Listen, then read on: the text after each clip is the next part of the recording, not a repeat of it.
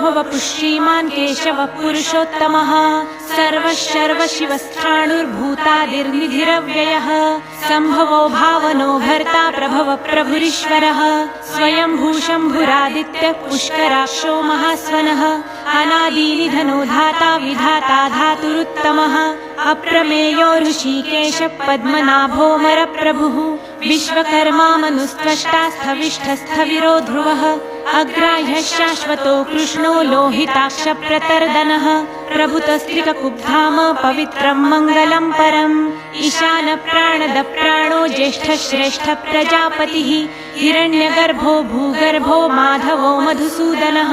ईश्वरो विक्रमी धन्वी मेधावी विक्रमक्रमः